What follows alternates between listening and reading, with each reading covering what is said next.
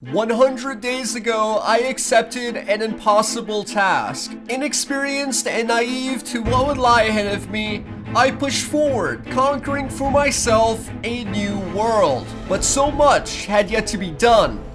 So many stones had been left unturned. Of all the things you've seen on this channel, nothing would compare to what would come next. This is 200 days of Harcore Minecraft.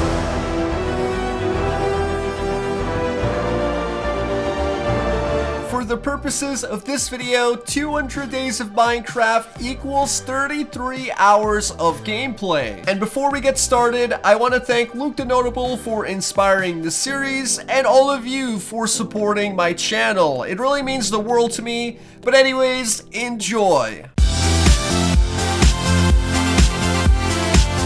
Day 101 and we're off. My first objective, fight the Ender Dragon. We're going to need a ton of blaze rods to do this, so I thought, why not? Let's just make a blaze farm. So we spent the first day gathering resources that we would need for the farm. We got coal to smelt down our items and iron to make the pistons. We also started making glass as well as finally cooking our potatoes. I was eating raw potatoes the entire 100 days. We grabbed apples from our tree farm and did a round of harvesting.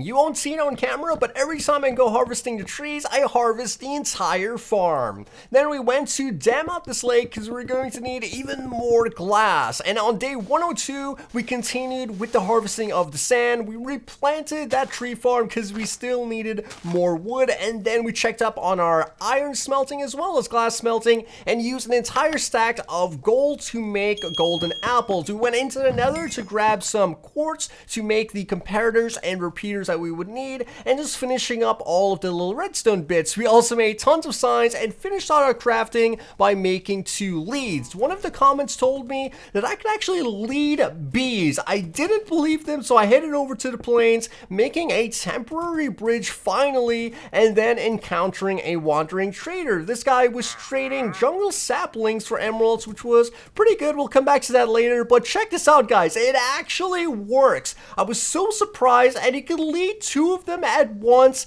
and you could get on a horse while they're leaded. Do you remember this taking me almost an hour to gather bees? Well, I did that in like 5 minutes. It was so quick. And then on day 104, while our items were smelting, I decided let's just chop down this hill with our enchanted shovel. We were going to expand our base and add layers around the original structure, and to do this we needed to flatten out the terrain and also remove this temporary tree farm. We can move that later, but finally I had all of the items that I needed to enter the nether. So on day 105, I made myself some golden boots, enchanted them, thanks for that tip by the way, and finally the piglins no longer attack me. That's pretty useful. Now we continued into the Crimson Forest where I encountered a hog. These guys take so many hits to kill, it is absolutely crazy. We continued exploring through the Crimson Forest, heading in the opposite direction of our previous nether fortress because I wanted to find a different one. That didn't really have any spawners or anything. It was really bad. We passed this bastion and then scaled this wall, going as far as we could until we found anything. So here we are at the top of the Crimson Forest, and then we eventually found this mega trench on the other side, stopping our advance, pushing us into the warped forest where another hog guarded this territory. And look at the amount of damage they do. This is so hard to fight compared to like literally any other mobs. While we're at the warped forest, why not? Let's fight some endermen. I was going to need those ender pearls. I made a little hole here in the ground, almost dying from that first enderman because his reach is so massive. But then we continued to farm until we had a decent amount of emeralds, and we explored the warped forest looking for ways around that trench. I really didn't want to build over the trench, but every direction led to a dead end. That enderman is not going to escape, by the way. I also went back to the warped forest to kill a few more. I needed as many ender pearls I could possibly get. I didn't want to come back and do this later, so we farmed those guys a bit more, and then we went on with our journey. I decided we needed to dig into the side of the wall instead of crossing that huge cavern because it would just be way too difficult to build across and risky because we could fall at any moment. So I eventually made it to the other side of this wall, and this place was just as hazardous. Look how high we are. Now at the top, I know you can't see because of the shaders, but we'll turn it off in just a second. But once we get to the top here, guys, look at this thing. And we're so high up. How am I going to get down to the bottom? I was super nervous just looking at the journey ahead. But at this point, I had to turn around and head back to the overworld because I ran out of pickaxes. And while I was going back, I decided to make a bridge that would go above the Crimson Forest so I could avoid those hogs. I really don't like those hogs, but check this out. It's just a temporary bridge for now. We'll expand it later, and then we headed back. Now, I do want to mention that, yes, I don't have any diamond pickaxes. I didn't find any diamonds towards the end of the 100 days, but we returned back to that floating island inside the nether, making the area safer and trying to find a way down. My first attempt wouldn't turn out so good. Yeah, that was definitely not a good way down. I had to think of something else, and after scoping out the terrain, I figured the best option would be to bridge across and then dig down. So we made ourselves a bridge, and then we also went ahead to add barriers because we're going to travel back and forth, and there's our bridge. And that's where we're headed. Once we had the bridge made, we could tunnel into this hill and then staircase all the way down into this Crimson Forest, trying to make it as safe as possible here. Safety is the #1 priority, and there's the bridge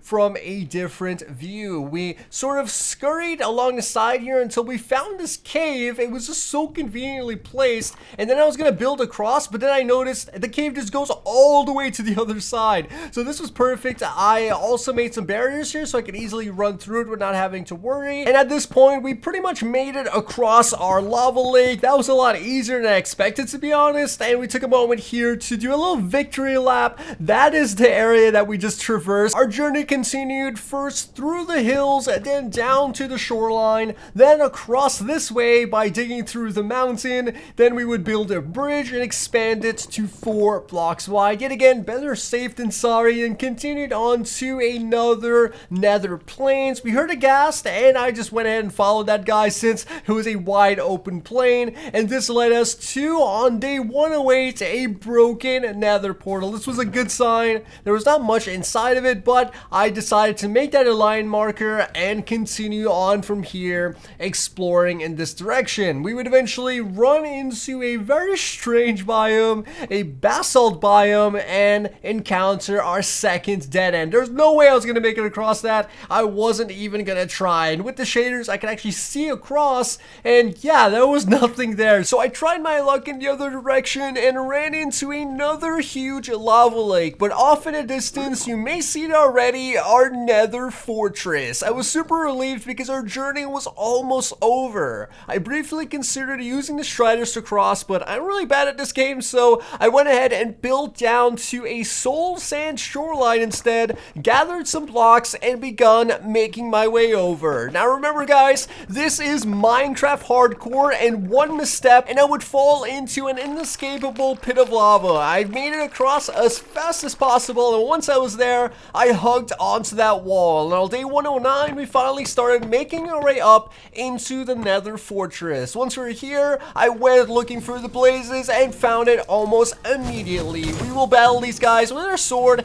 but I found that the bow would be so much easier. 2 shots in the head and they get taken out by our epic bow. We even took out a pigman along the way, but my objective was not just to defeat the blazes, but to clear out their spawner. These guys were not going down without a fight. Luckily, my bow did most of the work. This is honestly the best weapon that I had so far. We finally cleared this thing out and placed some torches around that spawner, and also collected up the few blaze rods that we got. I continued with the exploration of the nether fortress, defeating a few wither skeletons along the way.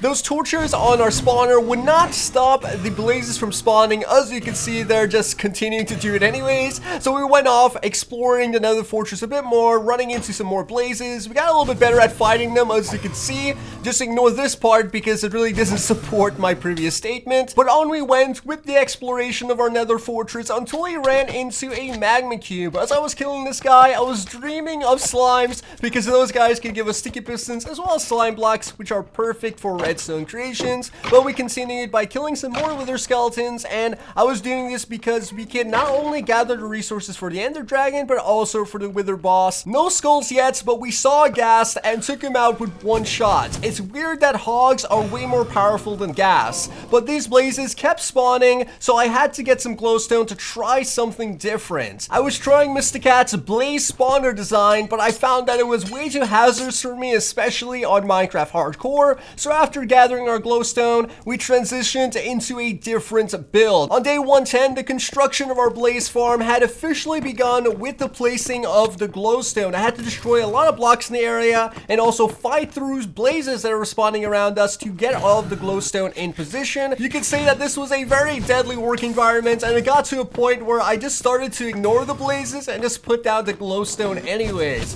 But I got into a rhythm going between breaking blocks, killing blazes, and getting lit on fire every 2 seconds until we finally was able to place all of the glowstone down necessary to stop the blazes from spawning. Not completely, but it would definitely stop them a lot. Now we started to dig down this area because we needed to make a space about 10 blocks deep in order to create a spawning cube, which is how you farm blazes. There's a before picture, and then we began digging down beneath the spawner, and of course our pickaxe would break, leading us to explore the nether for the rest of the time we would be in here. I was of course going to loot those chests, which we haven't done so far. We got 2 diamonds, some iron, and gold. I was really hoping to find one more diamond to make a diamond pickaxe, so you guys wouldn't make fun of me in the comment section, but only managed to find some obsidian and golden items. I killed another wither skeleton and gave you guys a lovely view of our lava bridge, and finishing up the day by defeating a few more wither skeletons. I would not get a single skull from any of these kills, by the way. But when my pickaxe is broken and food running low, it was time to head back to the overworld. This would take 7 minutes because I journeyed so far into the nether, and I also stopped along the Crimson Forest to finish up our bridge, finally giving me a safe and completed path from my nether portal directly into the nether fortress. We made it back to the overworld,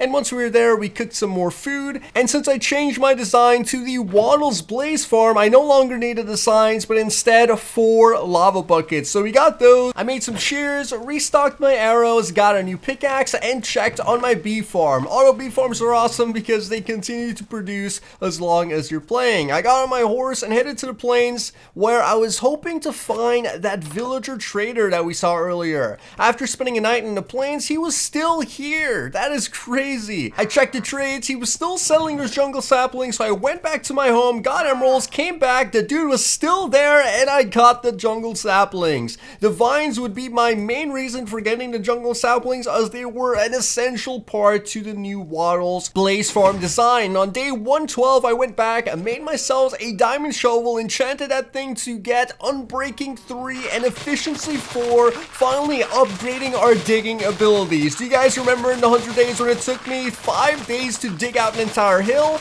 Well, it only took me about half a day this time. Look at the amount of dirt that we got out of that one session. So I was having a lot of fun with this, and our shovel was not breaking, so I thought, let's just dig down the entire hill, and that's exactly what I did. Just like that, it vanished into thin air. Man, are enchantments useful or what? Finally, I'm playing the game properly. Now we went back over here to also destroy this tunnel. It was always going to be a temporary tunnel, but yeah, we're going to have to remove this since the ground was going to be flat. The destruction is so satisfying with this edit. I really hope you guys like it because it takes forever to edit these things. Look at me just digging the place down. I continued all the way until my pickaxe is broken. I wasn't going to stop once I was in the rhythm. To dig down those stone hills, I would need a diamond pickaxe. It would take way too long with iron, but I still had no luck at finding diamonds. Even at day 12, when we headed into the mines, I mined for about 10 minutes and found absolutely nothing. I arrived at a cave on day 113 and decided to just grab some iron, this emerald that I found, and some coal to make my mining day not a complete waste of time. And of course, this wouldn't be easy. Why would it be? I then got swarmed by a bunch of mobs defending these 2 pieces of iron. The creeper exploded. We grabbed the remaining bits of iron until our pickaxe broke. That's how much I mined, by the way, these huge long tunnels. And then we headed back up to our house. Here's a full clip of me going up the water elevator if you were interested in that. Then I started smelting stone for some reason. I really don't remember why. And on day 14 and 15, we continued with the clearing of terrain. Since I couldn't find any diamonds, I still had to do it with iron pickaxes and shovels, but we still made progress. As you could see, this entire side was now completely dug out, and then we moved our attention to this valley just over the hill. On this location, I wanted to build a tree farm and also make this the home for our jungle tree that we were going to plant. We started terraforming with all of the dirt that we got with our magic shovel. I even covered up this pocket of water, and this was our area so far. There was a hill over here that didn't look pretty nice, so yeah, I just dug it down using our shovel. It was pretty quick, and we had to finish it off, of course, using our iron pickaxe, but with the magic of editing, it looks like an efficiency 5 pickaxe. Check out the amount of dirt that we're getting. I finally finished up the terraforming. Now I had this nice open space, but then I thought, we can't even see our house from here. Let's just dig down this entire hill. So that's what we did, and luckily for me, there was a massive tunnel in between the hill, so it would make clearing out the spaces so much easier. And with our shovel, digging down all that dirt took me about 30 seconds. I mean, look at the amount of dirt there. Here's our progress so far. Most all of the dirt was gone. All that was left was pretty much the stone. That valley beyond was cleared. We had a tunnel going through the hill, and then we started digging down with our pickaxe to get as much stone out of this area as possible until nighttime fell. And once it was nighttime, I slept and came back to finally create our jungle tree. I planted the saplings, and by the time I came back with the bone meal, our tree had already grown. And check this out, that was totally worth the view. Now we have this epic area that we can make a tree farm in. But then I finished out the day by grabbing those vines and then naming our tree. I would name the tree Luke the Treeable after Luke the Notable. It seems like a fitting name. Day 116, our break time in the overworld had ended. We did all of that, by the way, just to get vines, and finally headed back into the nether. Remember that bridge I made to avoid the hogs? Well, the hogs just spawned on the bridge anyways, and this was terrifying. They could have knocked me off into oblivion at any moment, but we took them out with our bow and then headed back to our nether fortress. Here, I would finally start digging down the space that I would need in order to create our spawner, killing mobs along the way. I took every opportunity to kill wither skeletons, and this would finally pay off when we killed this wither skeleton and it dropped a skull. That's 1 skull down, 2 to go. I hope the other 2 aren't as hard. But anyways, we continued digging down the bottom section of our spawner, and I wished it looked as fast as it really was, because remember, I'm using an iron pickaxe to do this, and it took just such a long time. And towards the end of day 116, we had finally dug out the entire bottom and started on day 117 building the foundation out of glass. Blazes were still spawning, and I was looking out for gas so they won't explode my entire creation, but we started to make the frame going above the lava. Very precarious and dangerous work environment, I have to reiterate, because I was so nervous building this thing. I could fall into that lava pit at any moment. A gas could pop out of nowhere, and I mean, look at that. He nearly pushed me into the lava. Luckily, as soon as I heard him, I walked to the right, but after killing this guy, I went on building up the spawner like I totally didn't just have a mini heart attack. This was just going to be a mini arena until I finished. I also had to dig down parts of this bridge because the cube would extend all the way to that side. I stopped once again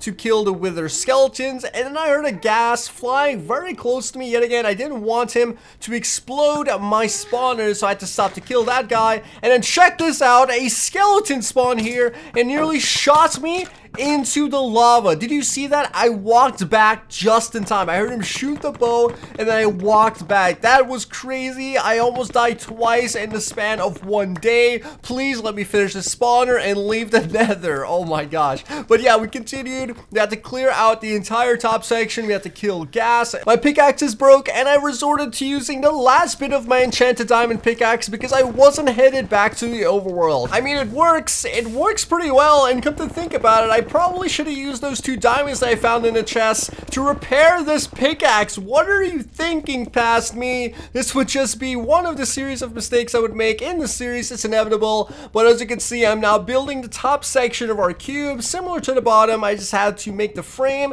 and fill it out. And once we had the top and bottom parts of the frame, it would be pretty easy to start filling in all of the glass and also fighting the mobs, since we're now in a safe environment. Like I said, a mini arena. The blazes really didn't stand stand a chance, and I had all of this under control at this point. Day 118, I gave in and finally went back to make our pickaxes, and I also needed to create hoppers since I changed the design. I totally forgot I needed those. Back at the nether, construction of my blaze farm continued. This would require copious amounts of combat for some reason, but we continued digging and clearing space and building up with glass, ignoring all of the blazes that came along because we were in the home stretch, so close to finishing the spawner. We cleared out more area and built more glass. And here we go, another blaze is gonna spawn, but don't worry, I'll just snipe that guy and carry on with the placing of glass. We eventually got almost the entire front panel done, as well as the back, but we had to stop to fight this blaze and also kill a few wither skeletons. I was really hoping to get those wither skulls before I finished the construction of the blaze farm so I could complete both things at the same time, but I ran out of glass at this point and had to head back to the overworld once more, grabbing some sand to do some smelting. Surely that would be enough, and while I was minding my own business, a skeleton managed to sneak past all of my defenses and attack me in the storage room, giving me a bit of a scare. But while the glass was being made, I went ahead and started clearing out the hill once more, using a different shovel which somehow digs out dirt faster than it digs out the grass blocks. That is pretty weird. We grabbed the last bits of remaining glass that we would need on day 119, headed into the nether to start filling out these walls. Finally, we were at the top section of the cube, almost completely done with the filling of the glass. The final home stretch, guys. We would now have this blaze farm completed, and towards the very end of it, yep, we ran out of glass. I was building you up to that. I'm really sorry, but imagine how I felt. Honestly, I cried a little, but after making the staircase down to the bottom of the cube, yep, we had to go back to the overworld, so that's what I did, just to make 4 pieces of glass. And while that was being made, I went into the sugarcane farm, finally getting some of that sugarcane from our auto farm and making lots of books. Those cows' leather will come in handy as well, and we were doing this because I was trying to get some nice enchantments. So of course we get a bunch of efficiency and low level enchantments while we're searching for the high level smite, protection, nothing really special. And at this point I didn't know about combining books and anvils. Yes, I know that is terrible, but I am terrible at this game. But that was its kill time. We grabbed the remaining bits of glass, headed back into our nether, and went to complete our blaze farm. We were so close. Look at this, just 4 bits of glass. Oh my goodness, it was finally done, the top section at least. Now we have to clear out the bottom and make the receiving area, which of course we would need the chests and hoppers for. Then we would need to block this off and then add in all the bits and bobs to make sure that the blazes won't attack us. And one of the final parts and most dangerous parts was to build a ring around the cube, which I needed in order to place a lava at each 4 corners of the spawner. There's already a blaze in there, so I went up now to remove the glowstone to see how many of those blazes actually spawned. Luckily I had extra glass because I had to break the glass and also break the glowstone, but it worked out in the end, and we eventually got all of the glowstone removed. Next, it was time for the lava. This was pretty straightforward. I just had to walk over the lava on this edge in order to get to those positions, and while I was doing that, I heard some gas. I was gonna have to kill these guys because I was not gonna take the risk of being on that ledge while a ghast appeared and just blew up everything. That was not gonna happen after all of the trips that I took from the overworld to the nether. It wasn't about building this, it was about the trips, the 7-minute long trips. But finally, the spawner was complete. We still have a few torches up there, but don't worry about that. Check it out. It's a working blaze farm. It took us maybe about 15 days to do this, but the project was completed and this would come in handy. Check out this gas, literally looking at the farm from 2 feet away. What are you doing, man? I just built this precious thing. Don't destroy it. But now we can sit back and enjoy all of the experience and blaze rods this farm would give me, and continue day 121 by trying to get wither skulls. We had 1 so far. I just needed 2 in order to leave the nether. I wasn't going to leave without those wither skulls, and continued fighting until we got them. I explored everywhere in the nether, and the spawning is just so weird. It was completely barren almost 90% of the time. I had to even stop and grab some nether wart just to have something to do. This would be one of the toughest challenges I've ever faced in Minecraft, traveling through an empty fortress hoping for wither skulls to spawn and only seeing blazes. We took a break to actually take off those torches that were still on the spawner. This increased the spawn rate of our farm, which was quite nice. We could get even more blaze rods. Here's a nice view of the farm in action. I would continue day 122 by cycling between harvesting blaze rods and fighting wither skeletons. I mainly did this when I saw nothing spawning, just to give me a psychotic break from walking around an empty nether fortress. And even though they're edits, it's a long time that's being passed right now. But we got so many blaze rods in such a short amount of time, almost a full stack already, but we continued exploring the nether fortress until we eventually ran into a trio of wither skeletons and we got the second skull. I was so happy at this point because I could almost see the light, the clouds of the overworld. I almost missed creepers exploding everywhere, but I still needed one more wither skull before I needed to leave the nether, and this would be the hardest one to get. On we went, the fight continued, going through every single mob possible and no wither skull. Somebody contact Mojang and tell them to fix the wither skeleton spawning rate. Remember, this is my second nether fortress and these things barely spawn. About maybe 20 spawn per day. An entire day of Minecraft and only 20 would spawn. But remember, I needed that nether star. If I was going to find diamonds, if I was going to clear out the area around my house and do any major building project, I would need a beacon and I would need the nether star, which comes from the wither. So this would all be worth it in the end, and I wanted, like I said, to get that out of the way before we left the nether and had to come back. But my food was actually running low. As you can see in my hotbar, we had 3 potatoes left. I'm pushing it really close because remember how I told you it would take 7 minutes to get back to the overworld. So I'm not sure the 3 potatoes that I had, or now the 2, now the 1, would allow me enough sustenance to get back there. I fought as hard as I could for as long as I could, but on day 124, with the gas shooting me at my retreat, I had to head back to the overworld in order to get more food. You can see I've already run out of food at this point, and I was going just on my hunger. We made it halfway there, and then I had a great idea of looking into this crimson forest, which was actually a massive space, and I was looking for hogs, of course, which I could kill with my flaming bow. I just thought of this. The best way to kill these hogs is not up close with a sword. Of course, it is with a bow, like a hunter, and my sword with flaming on it cooks the food as well. So this was perfect. I now finally figured out how to kill these guys pretty easily. 13 pork chops already. This was just a genius moment for me. I had so much fun hunting these hogs as opposed to how it was earlier. I started to assert my dominance on the Crimson Forest and maybe got a little bit too confident because I attacked 3 hogs at once. And although it doesn't look like I'm in that much danger, it's a huge risk to take when you're playing hardcore. Just to randomly shoot at 3 hogs, that takes out almost half of your life. That is not the risk I'm trying to take. But we got tons of food out of that, enough food to stay in the nether and head back to our nether fortress. So from day 125 to 126, we would look everywhere to get that last wither skull. We fought absolutely everything in our path, killing these blazes, skeletons, clearing out the area for wither skeletons to spawn, and killing a lot of wither skeletons as well. This gave me a lot of combat experience, and it got to a point where it became clinical. It became a method and a process I would go through every single mob without even flinching. I guess this would prepare me for the Ender Dragon.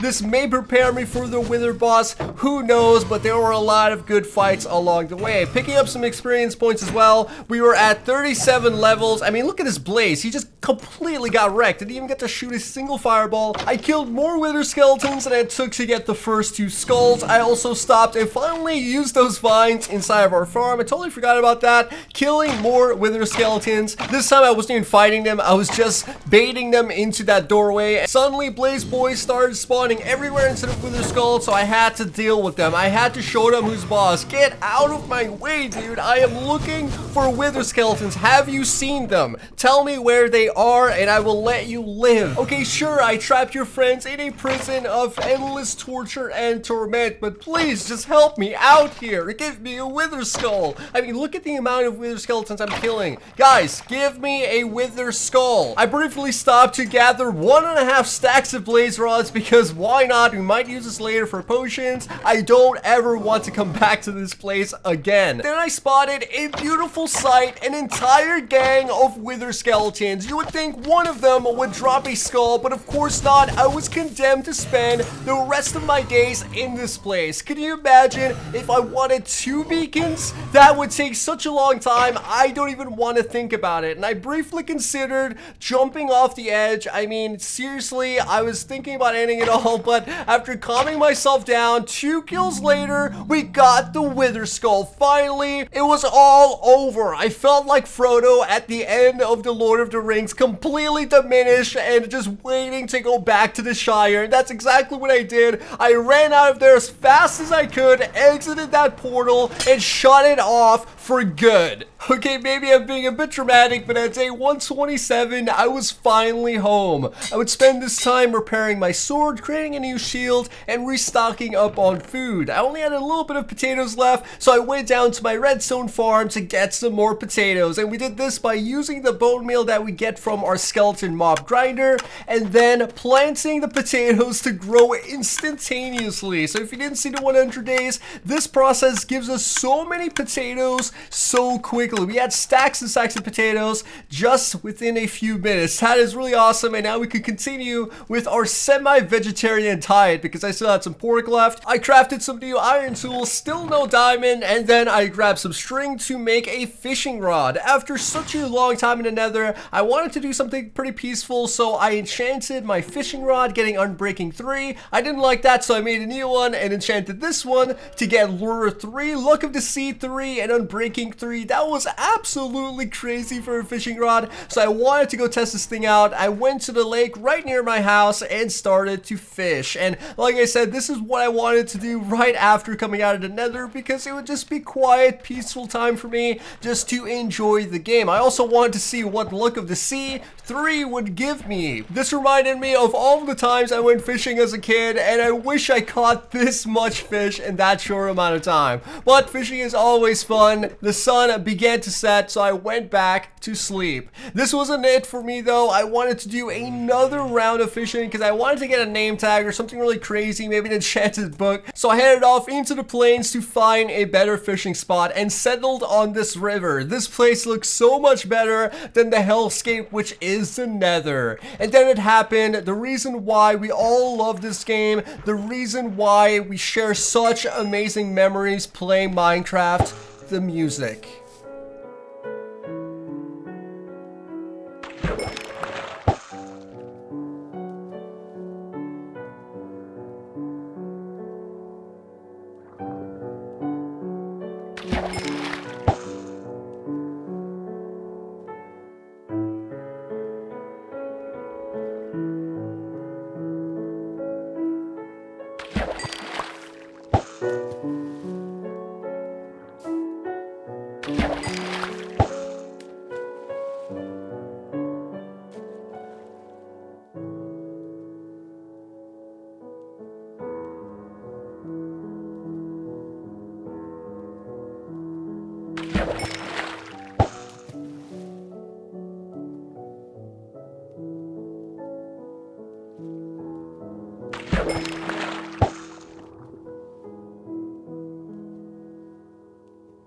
Minecraft music will always be awesome, and that gave me so many memories of 11-year-old me playing Minecraft on my laptop in the middle of the night, getting 20 FPS but having so much fun. And I don't know if you saw that, but I also got a name tag so I could finally name my horse. And this would be an important break that I took because now I'm going to fight the Ender Dragon. I didn't want to go straight from the nether straight into the Ender Dragon. I needed this break to just enjoy Minecraft, and it works out because we got some cool things from fishing. But back to business, I went back home to the anvil to name my horse, and can you guess? Yes, it's going to be Luke the Horseable, just like Luke the Treeable, and hopefully one day we can get Luke the Cowable and Luke the Pigable. It's just a meme in itself. I stopped to repair my bow, which would be important to defeating the Ender Dragon. We also refilled our bucket, and yes, went back into the nether because I needed quartz. I really didn't want to do this, but we needed the quartz to make observers for an idea that I had.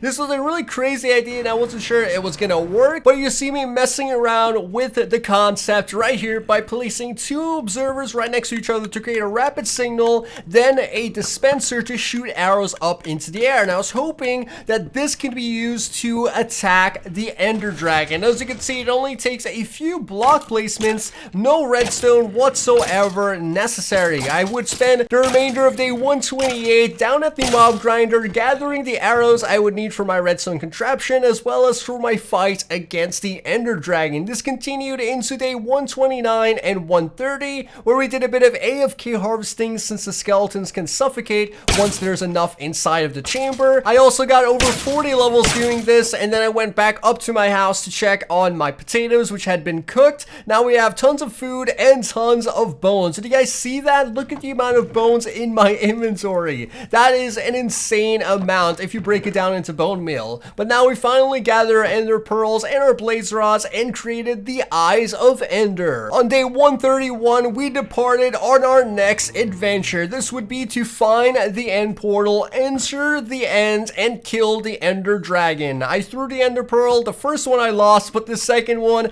gave us a heading, gave us a direction which we will set off on. This would be behind the lake, of course, through the mountains and across the ravine that we had previously discovered on the 100 days. I made a short stop at the top of this mountain to gather some snowballs. I found that was the easiest and fastest way to take out the tower, so having some of them would be pretty useful since there's no charge time. You can just throw the snowballs. Then we continued on to this plateau which had some llamas there which would be important for later, giving us the same direction heading as before. So the journey continued and continued into multiple biomes, a very long distance, a very long way until night fell and we had to make a temporary shelter. So I set up a shelter just by placing a bunch of torches around, tying down my horse and sleeping on the bed. Why didn't I just do that before? That makes so much more sense. But in the morning we continued with the adventure, with our journey towards what seemed to be the shoreline. So we reached the shoreline and luckily for us the direction of the ender pearl started to change. So we were very close to where the portal would be located, and after throwing the ender pearl one more time I saw that it was behind me, and sure enough it was beneath the lake. All that was left to do was to dig down to the dungeon, and this would be the start of a new challenge. But little did these mobs know I just spent the last 15 days battling wither skeletons in the nether, so these guys didn't stand a chance. But we had a lot of fun exploring this dungeon, looking for different types of treasure along with the portal itself. I've never actually been down to a dungeon before, even though I've played Minecraft for such a long time. All these things that you guys are seeing me do in this series has been a first time for me. Honestly, I've mostly just played creative mode and custom modded adventure maps.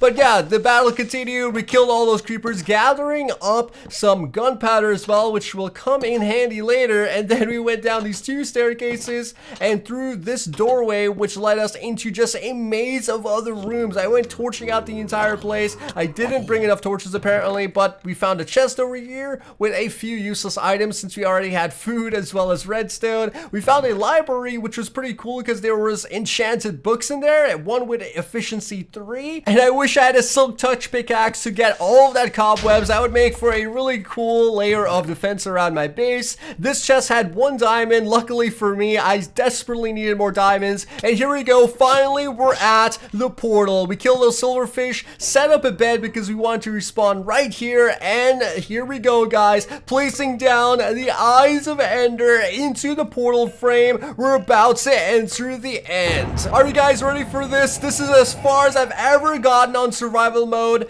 3, 2, 1. Into the end we go. On day 132, our battle now begins against the Ender Dragon. I had some experience fighting the Ender Dragon when I did the corrupted survival, but that was in the overworld. It might be different surrounded by Endermen. But here we go. First tower, that was easy. Now let's try out the second tower from a long ways away, and boom, there you go. He isn't too happy about that, shooting a fireball at us, but that won't stop us from taking out the third tower. Spam a few snowballs and down it goes. The next tower wouldn't last long either. Now, time to shoot the dragon and taunt him a bit because I'm doing so well. Check out this next shot. That is some pretty good accuracy. I tried out my luck at the next tower, but we had to dodge a fireball really quick. But I got my revenge. As he flew over, we destroyed the crystal, doing some damage to him. There's a lot of timing involved, but did you see that shot? Dodging fireballs, shooting the crystals. This was an epic battle for the ages. Another arrow sent flying, and I only had 2 towers left. This would obviously be too high for me to fire at, so I had to build up to the top.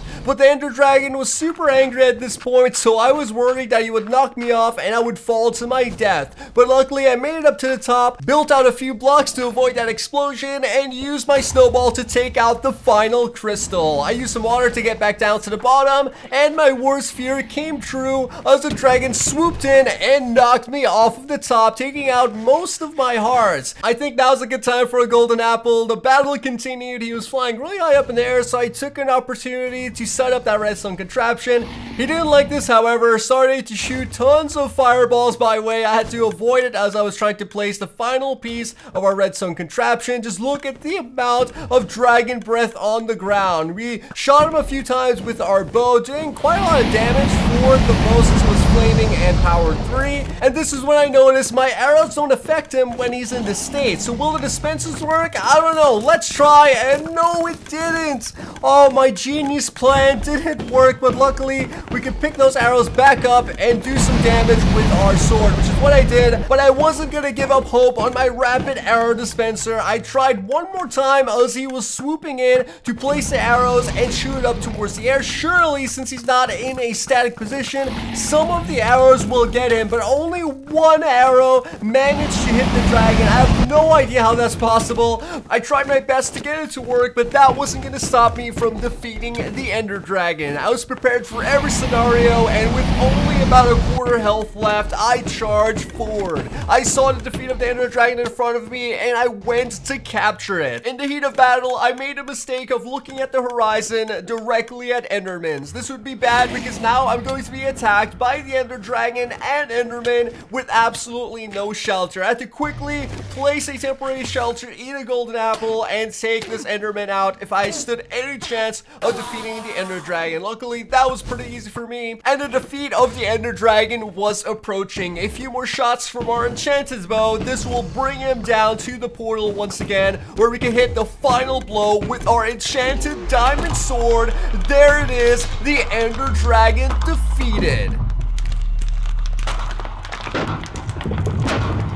Now I reveled in my victory. The Ender Dragon had been defeated. This world had been conquered. Nothing can now stand in my way. All that was left to do was kill the Wither. A portal spawned in, and I jumped on through, heading back to the overworld. I spawned back into the dungeon. I probably should have put my bed on the surface, but I eventually made it back up to the top. It was nighttime, so I had to fight a few mobs, and I mainly exited the end because I was going to go back and explore the end cities. I just needed pickaxes as well as blocks to build over the floating islands. I wasn't really prepared to do this, so I went back home for supplies. On my way back, I encountered a brand new village. This village actually had everything intact and spawned properly, so I noted that for the future and continued on our journey back home. While I was there, I made some flint and steel, and you know what time it is. We're gonna burn down the forest, and the reason I want to do this is because I want to create a clear path from my base all the way to the end portal. After traveling the first time with a horse, it was absolute torture trying to get that horse through all of these trees. So burning it down would create a fast and clear path for us to travel. I made it to the dungeon and returned to my new domain. The first thing I would do is claim the prize, which I got for defeating the Ender Dragon, that dragon egg. I would need a piston for this, which is one of the reasons why I returned to my house in the first place. The next thing I would do is set up a temporary area area in order to farm Enderman. Of course, to make it to the outer regions of the end, I was going to need Ender Pearls to go through the portal, and these will also come in handy if I needed to make a quick escape. I was most excited about exploring the end because I knew that the end ships contained untold treasures. From my corrupted survival, I understood that they could contain diamond tools as well as diamonds themselves. So not only can we get the elytra, but we had the chance of upgrading our tools from an iron pickaxe. So I bridged over as quickly as I could, and on day 136 spotted my first end ship. This thing was pretty close to the ground. Using my iron pickaxe to gather some blocks, I built all the way to the top and then tunneled through the bottom of the end ship. This was pretty easy and made it in where I only had to battle one shulker. This guy did not stand a chance because, like I said, I had some experience doing this and took him out quite easily. The first chest only contains gold and iron, but that doesn't matter because we got ourselves an elytra. Look at that, guys. At day 136, we have now learned the ability to fly. I went up to kill the other shulker because I wanted to get the shells in order to make shulker boxes as well, so I made sure to kill every single one of these guys. I also gathered up some end rods and one of the dragon heads, even though that fell off into the ground. We might get it back later, but now let's take a look out into the horizon and check out if there's any more end ships. I turned off the shaders because it was quite dark, as you could tell, and then I flew down to below the end ship to get that dragon skull. But this was my first flight in my 200 days in the series so far, and it came out pretty well as opposed to the corrupted survival video where I died instantaneously. Definitely go check that video out because I keep referencing it. But now we attacked one of the towers because I needed more shulkers. I needed the shells in order to make backpacks. I mean, it's just really selfish on my part, but it doesn't matter. I went all the way up to the top of this tower, taking out the final shulker and then jumping off at the top, continuing my journey forward until I would find another end ship. I stopped to build a tower and spy along the horizon where I would fly once more across a vast ocean of nothingness. I was super nervous about this the first time that I did it, and I wasn't really sure if I would run out of steam and just fall down into the void, but we eventually and luckily made it to the last island where it contained another tower. No end ship, but I was going to stop here just to get some of these coarse fruit. I wasn't sure what they would do, but I always pick stuff up just in case, you know. I don't want to come all the way back to the end to get this thing in case I need it later on in the series. So we killed a few shulkers, as you can see. We got some shells, and then I ascended to the top of this tower. Now, I did experience some elements of the end in the corrupted survival video, but I've never seen a tower quite like this one. It was completely filled with shulkers in a 360 degree.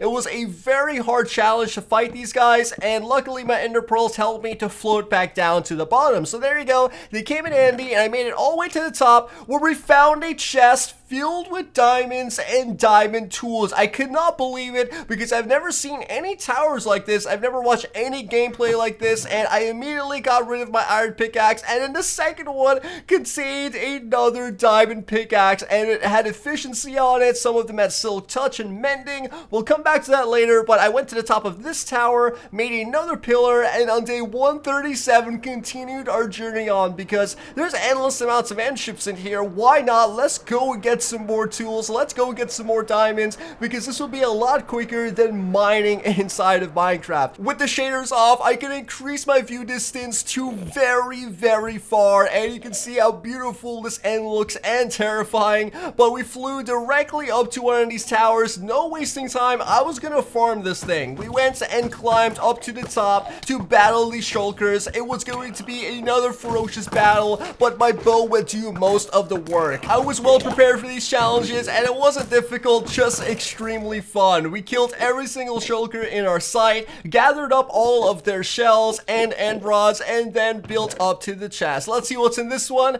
Just iron. I was kind of disappointed with that after seeing the previous chest, but here we got a diamond pickaxe. That one has mending, efficiency, unbreaking, and on top of all of that, silk touch. So I was super pumped. I continued on to the next end ship. I was gonna get another elytra. I flew there, and then I pillared my way up just as I did before, killing this shulker. This guy didn't know that I was on the warpath. I got the second elytra, and then I got even more horse diamond armor. I mean, mean, why not? Let's just grab a few. My inventory had become absolutely filled at this point. It would have been really great if I brought a chest so I could make a shulker inside of here and carry more items. I'm thinking about that as I'm saying it right now. But then we flew over to another tower, this time from the top instead of coming through the bottom, because we've gotten so efficient at this thing. And you can see that I'm sniping all the projectiles. They can't even touch me. And then from the top, I just sniped down and killed them all. I gotten so good at this, and I hope that you guys who wanted to see good combat enjoyed that bit. And inside of that chest, we got some more diamonds and also some diamond armor. Gold as well, but that wasn't really on my mind. I was all about the diamonds at this point, since we hadn't seen that many diamonds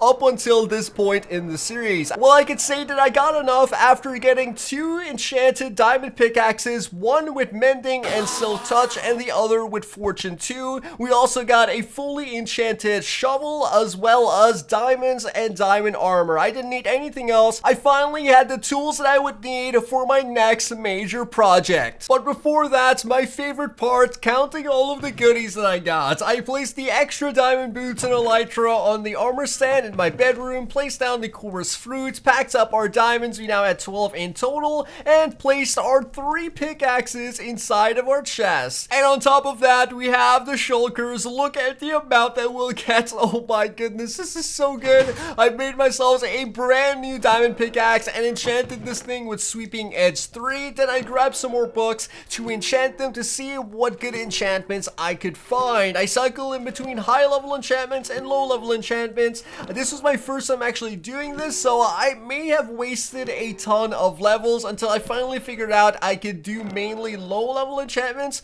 if I wouldn't get the high level ones that I was looking for. But I eventually ran out of books anyways, and then went down to the mines after I processed the bone meal. Look at the amount of bone meal that we got just from 2 stacks, and I have like 10 stacks of bones in my chest. But after only a short time in our redstone farm, check out the amount of seeds and wheat that we have. This would come in handy, of course, to breed our cows and our sheep. Since I ran out of books, I would need more leather, and why not breed some sheep while we're at it. But now it was time for my most anticipated project. I've been waiting to find diamonds, and now I had the ultimate tools to complete the job. It was time to dig down all of the stone hills surrounding my house for expansion of my base. I was going to build a massive complex in this area, and after only a few short minutes, look at the amount of stone that we have in this chest. Do you remember on the 100 days when we were smelting stone? Now I'm just mining stacks and stacks of smooth stone like it's nothing. And we chopped down the majority of that hill just on the first daylight cycle, continuing on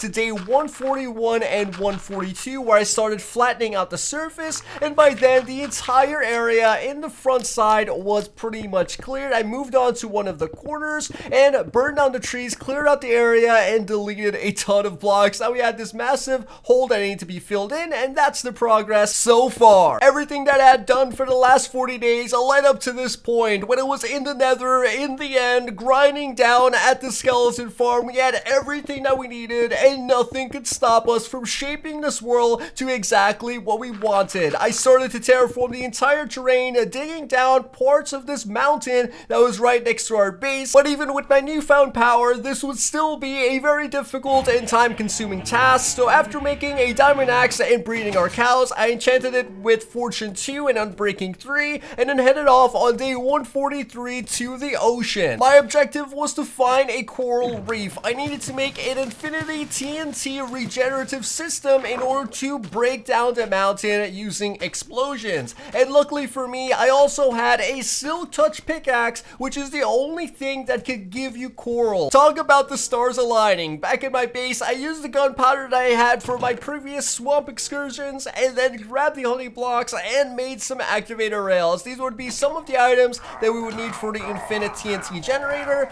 And then I heard some pillagers at the back of my house. Check this out, guys. This is proof that my defenses work. I didn't fire a single shot. All of these guys just walked into the fire and into the lava. Pillagers are so dumb. But then I went down to my honey farm and check out the amount of honey bottles that we had in there. We just had so many of these bees were working overtime as I was in the end and in the nether. Then I pulled it up to the top over here to start the construction of my infinite TNT generator. Then I realized that you can't actually place rails on top of honey blocks, so I had to use what little slime blocks I had left to replace the top half of the contraption. But the coral wouldn't stick to the honey blocks either, forcing me out into the world to find slime. That wandering trader is still there. I guess he's not wandering anymore. I would seek shelter in one of my outposts, leaving the horse behind, heading off over the hills to spot the swamp. With the setting of the sun, a new challenge was ahead of us. I had to explore the swamp, hoping for slimes, but also defending myself against all of the nasty mobs.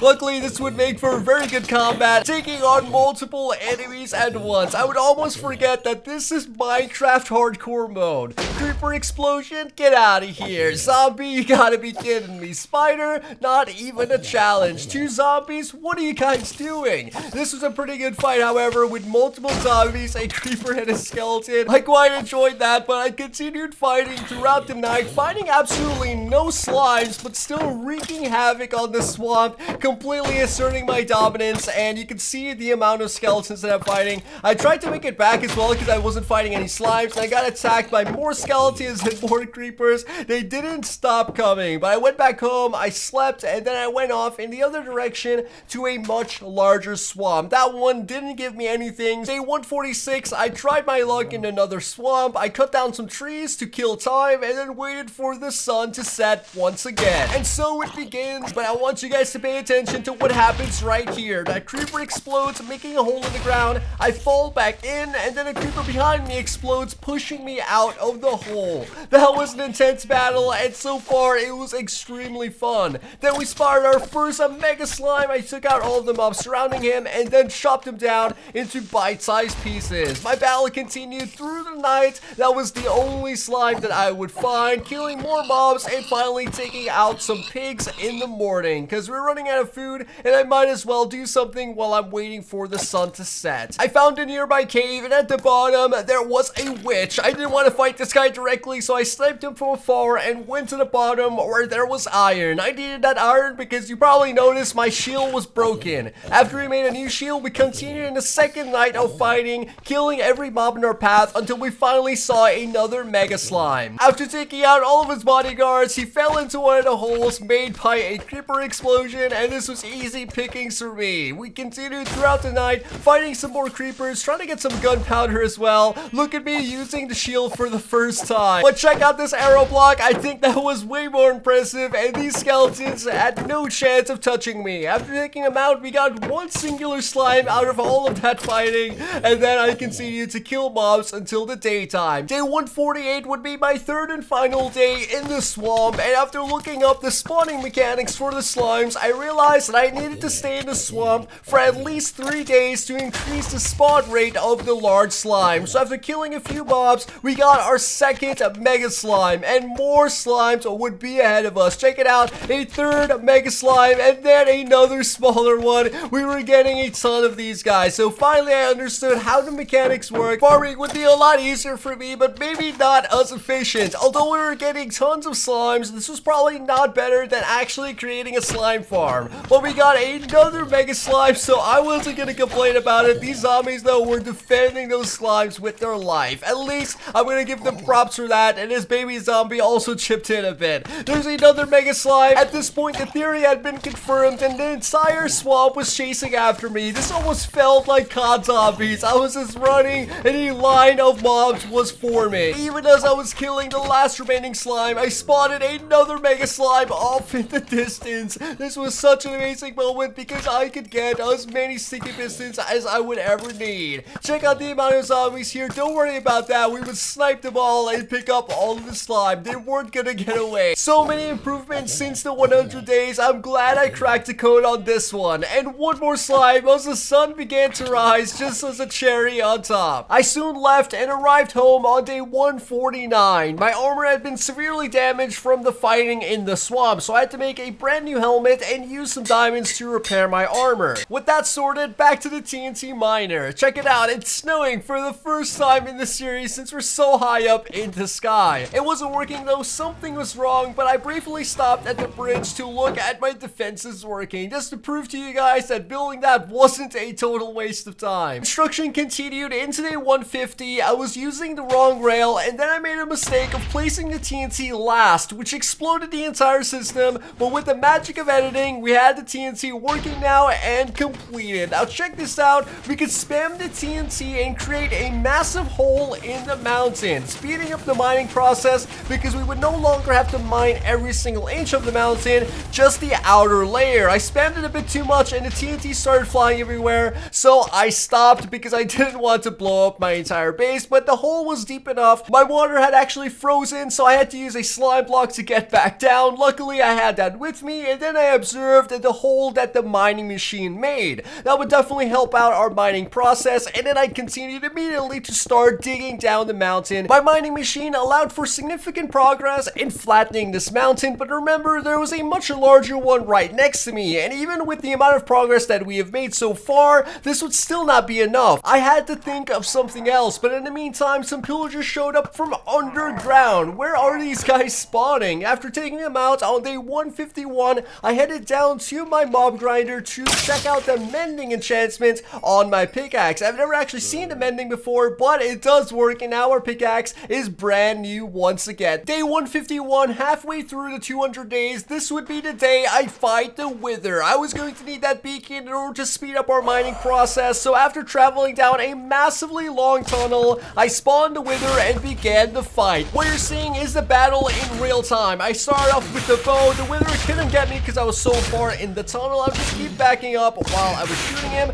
taking out half of his health until I could no longer shoot him with the bow. Then I would approach him with my enchanted diamond sword, doing the remaining bits of damage. He still didn't manage to get any hits off into me and was taking massive amounts of damage. He broke through the first tunnel and that went into an open cavern space, but luckily he continued pushing forward and following me, taking the bait. I was basically untouchable at this point and completely defeated the Wither with almost taking absolutely no damage. Could you guys imagine that? I suck at fighting hogs, but somehow could kill the Wither like it's nothing. Then I spent the remainder of my day mining and immediately found diamonds. This time I wasn't going to be a dummy. I went up and got my fortune pickaxe and came down to get 10 diamonds in total. And I continued mining into day 152 and 153, immediately finding diamond once more, and then I started clearing out a tunnel in the center of my mine. Normally I would have a 2x1 tunnel, but this time I was going to make a massive tunnel down the center in order to get not only diamonds but other ores to make our level 1 beacon. I was going to need a pretty high level beacon to speed up the mining process, but we got some more diamonds as you can see, and mining this out was a better use of my time than mining blocks on the surface, which wouldn't give me anything anyway. What you saw was the clearing of 1/3 of the tunnel. I would clear the rest, connecting all the way up to our bubble elevator, and this would give us enough resources to make the level 1 beacon. I now had to dig a hole to the surface, and luckily the spot that I chose was at the center of a ravine. I had to torch out this place, but it was well worth it. I continued building up until I reached to the bottom of a river. After blocking it out, I went back down to create the blocks for the beacon and the beacon itself. Not 3 days later, we had 28 diamonds and a level 1 beacon. I activated this thing and then I got to work. I had a level 1 beacon and an efficiency 3 pickaxe, so I was ready to mine out everything in sight. Look at that chest.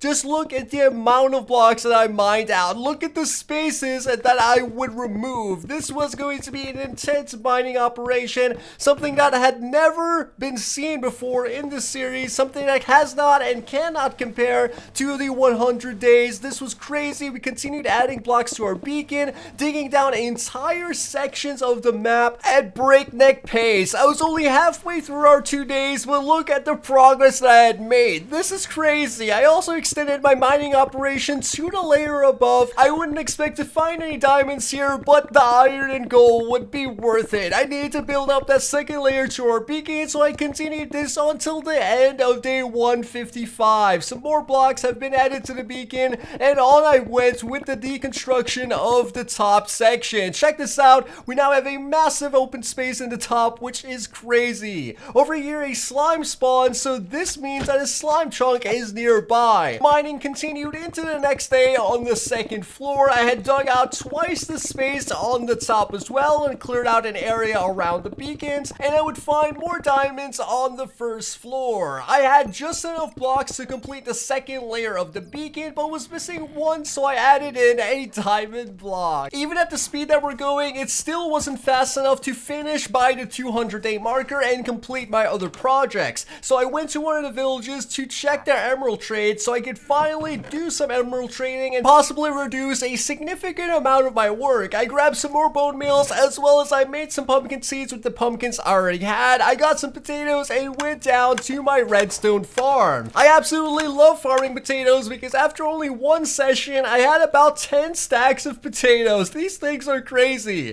Then I went outside to make a pumpkin patch because using bone meal to grow it wasn't really an option. I started off by flattening the terrain on this corner of my house. Then I would build the first ever farm that I've built up until this point, day 157. We have our first farm now planted. I did use the bone meal to make the plants grow to maturity and then for some pumpkins to spawn, but besides that, I had the first line of pumpkins completed. On day 158, I went down into the mob grinder to repair my pickaxe once again. As you can see, it went from being absolutely dead to completely perfect. I love mending. It's the best thing ever. I also did this to get bone meal, and then I went back up to the top to harvest my pumpkins. These things grow so fast, and I would use the seeds to expand the farm even further. The farm would not be twice the size, not 3 times the size, but almost 4 times the size as the original. I wanted a lot of pumpkins, and I want to be able to trade for emeralds all the time. But by the end of the day, my pumpkin patch had been completed, and on day 159, I packed all of my potatoes into a shulker box, headed over to my bee farm to check on honey production. I would need the honey blocks for a future project, and then I stopped to repair my armor, my leggings, as well as my boots in preparation for my next major project, which would be to clear a path to my village and build a road in its place. I would have to chop down the forest not only to clear the space beyond my dock, but also to gather wood for a bridge. This would be part of my effort to not only improve my base, but the surrounding area. This would be similar to my idea of turning my temporary shelters into permanent outposts with a road system,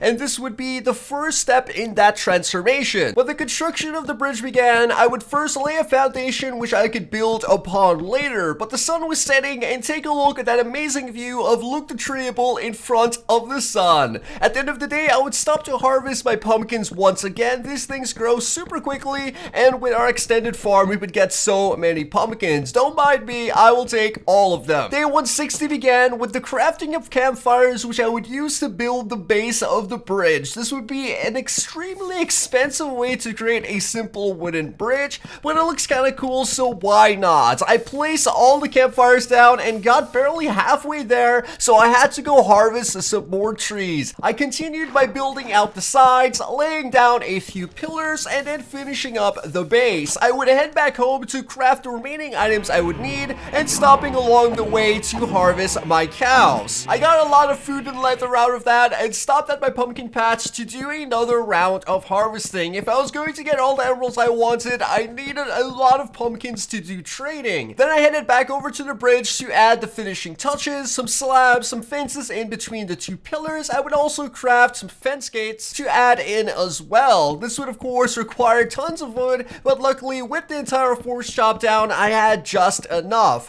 While I was doing this, I also heard some pillagers sneaking up on me once again. We're running into so many pillagers in our 200 days. I think Minecraft really wanted me to do a raid. And then I continued with the clearing of the forest. Setting it on fire would be my best option since I didn't need any more wood. Then as I returned home, I did another round of harvesting in our pumpkin patch, checked my chest to grab our stone blocks. We no longer needed to smelt any items to get smooth stone because I had thousands of those blocks, which made it easy for me to get stone bricks for my next addition to the bridge, which would be made by first terraforming the terrain surrounding my bridge and then adding in a walkway. Of course, I could use a stone cutter in order to maximize the efficiency of my stone brick output, but the construction on my walkway continued nonetheless by first placing down all of the andesite that we had collected and then surrounding the corner with stone bricks, as well as making a small staircase. I then shift my focus to the other side of the bridge, flattening out the area and filling in the holes, creating a nice space which I could build upon later. Give me any ideas you have in the comment section down below. What should I build here? Then I continued the day by starting with the construction of a tunnel, and on day 161 I finished the construction of the bridge by adding in the pillars leading underwater. You can't really see this, but that final touch makes it look so much better. And there's our entire space cleared out with the bridge at the center, looking really cool. Back in my tunnel, I continued digging through the hill, making it 3 blocks tall to also leave room for a horse, as this would be my main way to travel to the regions beyond. Then I got into a fight with a zombie and he gave me my first carrot. Now I can have a carrot farm, and I continued now by clearing out the area on the other side of my tunnel and then building a stone bridge. This time I would use some stone blocks that I already had to create a bridge very similar to the first one, but since I already had all of these blocks, it was a lot faster and easier to create. It was also shorter as well, but the bridge came out looking pretty nice. And then on the other side of this bridge, I once again cleared out the area, chopped down the trees, and by day 161 I had completed my path to the village. I would start the next day by doing another round of harvesting, and then I would head over to the village to trigger the raid. This wouldn't go well for me, as I was immediately attacked by a captain, losing most of my hearts, forcing me to retreat. I would seek shelter in the trees above, and as this is my first raid ever, I didn't really do that good of a job. But let's just call it tactical combat. I finished up the first round pretty easily, and by round 2 I was back up at the top of the trees. I took out as many as I could from up here, but then I had to go down to the bottom to attack the captains. They were a little bit smarter, but I worked up the courage to face my greatest fears, and I didn't know that these guys also stun your shield, so it's impossible to block every shot. That guy almost killed me, but I somehow managed to make it into the next round. It would start off pretty routinely, but then all of a sudden a Ravager would show up. This guy just went straight after me. I wasn't prepared for what he was about to do. He literally came to the top of the house that I was on. How is this possible? As he was breaking through the forest, I ran back in fear, eventually taking him out, leading into the next round. This round would contain tons of witches, which was my next greatest fear in Minecraft, but my treetop tactics had backfired, causing me to lose at the raid. As this was my first raid, I think it was inevitable. On day 163, with the first village decimated, I went over to the second village to check the villager trades. They wanted carrots and beets, so after taking beets from their farm, I would head home to finally start the process of collecting emeralds for my beacon. I went down to my redstone farm. Using only 1 beet, I would turn it into 4, and then 4 into almost a stack. With a full round of harvesting, I got mostly seeds as compared to beets, forcing me to go down to my skeleton farm to gather more bones. I would also repair my shovel while I was down here, since it was badly damaged from all of the terraforming I had been doing. And then after collecting all of the bones, I did another full round of harvesting, which is basically a stack of bone meal inside each dispenser, and would get more seeds yet again compared to beets, almost twice as many seeds to beets. So I thought, why not just use these seeds to create a beet farm next to our pumpkin patch? That would be way more efficient than using my bone meal on beets, since I could get way more potatoes using the same amount of bone meal, but it would still be worth it, as now I had hundreds of beet seeds which I could use to make a massive farm. After making a diamond hoe, I enchanted it to get efficiency 4. I'm really not sure that does anything. Somebody let me know in the comment section down below, but it was working just like normal. I made this massive farm, and then I did another round of pumpkin harvesting. We had a massive amount of pumpkins now, since we had been away for such a long time, and then you'll now see the amounts of pumpkins and potatoes I had inside my shulkers. On day 165, I went over to my automatic sugarcane farm and gathered up some sugarcane to make paper. I would combine it with gunpowder to make fireworks, and then I would also make some books, which I would use for enchanting. I was looking for Unbreaking 3 for my elytra. I must have misplaced the one that I found in the dungeon, but through this process, I did manage to get Silk Touch. After using up most of my levels, I had to go back down to the skeleton farm in order to do another round of harvesting to get myself back up to above 30 levels. While I was there, one of the skeletons dropped a bow with the infinity enchantment, so I immediately immediately took that and combined it with my own bow to make a flame power 3 unbreaking 2 infinity bow. That's pretty awesome, and towards the end of the day, I went to check on my farm, and of course, I did another round of pumpkin harvesting. I honestly could not resist. And before the sun set, I went back to the enchantment table to collect the Unbreaking 3 book. It was already showing up, I just needed the levels in order to select it. Then I combined it in Anvil to make an Unbreaking 3 Elytra. On day 166, I farmed my cows, and then went down to my redstone farm to create some carrots. I would use this to expand my farm, creating an entire section specifically for carrots. And yet again, I thought this was the best use of all of the carrots that I got out of the auto farm. And after terraforming the terrain, finally removing all of that stone, I would add in dirt, tilling the soil at a rate that doesn't look like efficiency 4. I would harvest our beets and then replant the entire farm. Check out at my progress so far of our massive farm. On day 167, after almost 30 days since I used the Elytra, I climbed to the top of my tower and took off to the second village. With the aid of fireworks, I would get there so quickly, making my tunnels seem almost obsolete. And honestly, it kind of is. I know a lot of you were screaming at your screens while I was making that thing, but after gathering all of the items that I needed to trade, I went over to my villager to sell him the beets. I sold as much as I could to the first villager, and the second villager accepted both carrot and beets. I would get 38 emeralds from this until the villagers leveled up, unlocking the pumpkin trade, and after trading the pumpkins, I would have over a stack of emeralds. Towards the end of the day, I started the construction of my Elytra launch tower, using materials I had left over from the construction of the bubble elevator. These launch towers, however, would be one way, making it a lot easier to build, and I would construct several of them across the map in order to maximize the use of my Elytra, making for very nice takeoff spots, as well as it is pretty cool. I took off from the second village, which I should probably name. Give me a good name suggestion for the villages down in the comment section,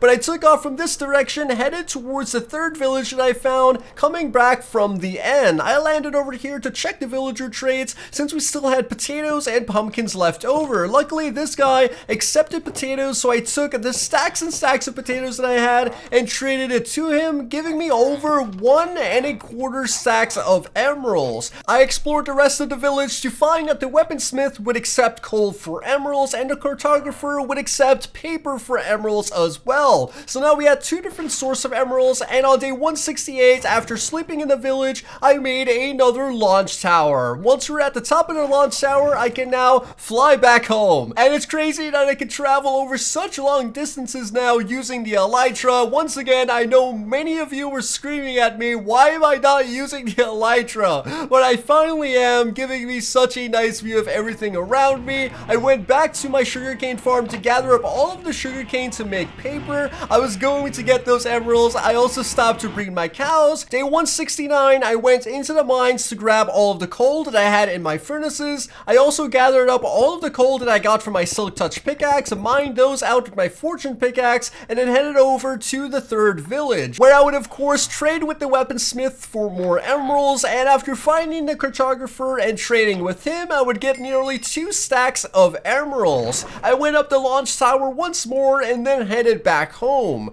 Then I went down into the mines to finish up the top layer of my beacon. With all of the emeralds that I had gathered, it would give me just enough to get 12 blocks of emeralds. Now for the moment of truth, what all of my farming has led up to, the placing of 9 emerald blocks at the top of the pyramid with the beacon to cap it all off. With only a few minutes left in the day, I decided to dig down beneath my beacon and start a new layer of mining. I would immediately find diamonds, as you can see in the background, but at this point I wanted to get an efficiency 5 pickaxe, so on day 170 I went down to my skeleton farm to grind for XP. I needed to get at least a level 3 unbreaking book to combine it with the unbreaking that I already had on my pickaxe. So on day 171 I started off by farming the cows, going over to my enchantment table and enchanting a few books. I would get a number of useless enchantments, but I managed to get 4 efficiency 1 books, which I could combine to get efficiency 3. I still needed 1 more book, however, so I went back down to the skeleton grinder to get the levels that I needed.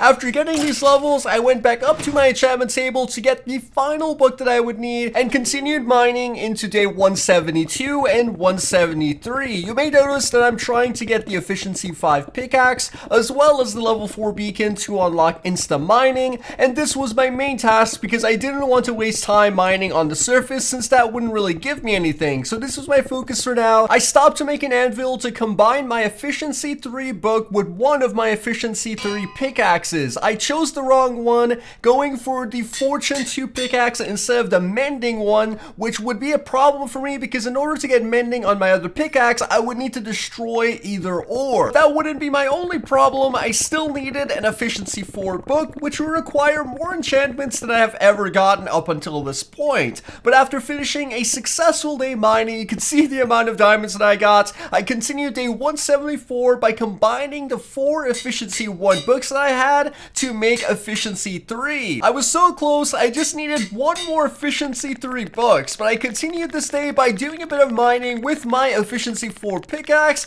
This was a lot faster, so I could easily clear out way more terrain than I could have done before. The amount of blocks that I needed to complete my beacon was absolutely insane, especially compared to just 50 days ago when I didn't have any diamonds. But after doing all of that mining, I managed to get a full stack of iron as well as a bit of gold. Then I headed down to the skeleton mob grinder to grab all of those enchanted items. I would use these on the grindstone to get as many levels out of them as possible. While I was doing this, grabbing all of the different bows and pieces of armor, you may already see one of my biggest mistakes. I placed all of those enchanted items alongside my enchanted bow. This wouldn't go well for me because of course I would accidentally grind my infinity bow. But I made the grinder nonetheless and started grinding through all of the different bows, picking up my infinity bow, grinding that down as well. Hopefully that gives me enough levels, but after doing all of this, I would find that the grindstone really doesn't give you that much. I only went from 11 levels to 20, even with that many enchanted items. That was pretty shocking for me, but I grabbed all of the useless books that I had as well and grinded those down. This was also a good way to get books back to enchant them even more in the future. I probably should have done this a bit earlier, but after grinding down all of these books, they still wouldn't give me enough levels to even reach over 30. I'm not really sure what the purpose of the grindstone is because it really gives you only a fraction, maybe like 5% of the actual enchantment's worth. I went down to my mob grinder once again to get even more items and I grinded every item that I possibly could, only getting about 25 levels. I would however use these levels to enchant a new bow with punch, knockback, and power. This would take me back down to 9 levels, and after making a few diamond blocks on day 175, I went back down to my mob grinder to gather a few levels. This would give me another idea. I would grab the 1 gas tier that I had and then go into the nether to gather the remaining few. My goal was to make the end crystals in order to resummon the ender dragon to farm him for XP. My reforged bow would still be pretty good, making this quite easy. The hardest part was of course finding the gas, because when you want to find them, they don't spawn, and when you don't want them to spawn, you find them constantly. I also needed a few ender pearls, so I picked those up as well, and then I fought my final gas. He would be my strongest opponent, not immediately dying to the first arrow, but completely tanking it. I sidestepped that fireball, and one more shot killed the gas. He dropped 2 gas tiers, and that was just enough for me to exit the nether, and on day 176, back at my mines, I gathered up all of the items I had been smelting, crafted as many iron blocks as I could, and then added it to the beacon, finally starting my 3rd layer of the beacon with 7 blocks of iron. Then I continued by adding in the diamond blocks as well. I was going to add in whatever blocks I could just to finish this thing as fast as possible. After I made a new shield, I repaired my sword and made the last remaining items I would need to fight the ender dragon. Grabbing the end crystals, I set off to the end portal through the burnt down forest that I had previously torched, and after reaching there on day 177, I entered the end once again. This was another first for me. I had never defeated the ender dragon on survival, yet alone twice in a row, but after placing down the end crystals, which look really cool, I definitely have to add this to my base. The crystals shot up into the air and the roar of the ender dragon covered the entire end. After shooting off into the different directions, each tower would be reactivated. This sequence would be way cooler than fighting the ender dragon the first time, to be honest. This filled me with excitement and I eagerly awaited to face the ender dragon once more, and as the final tower activated, this amazing sight appeared in the sky.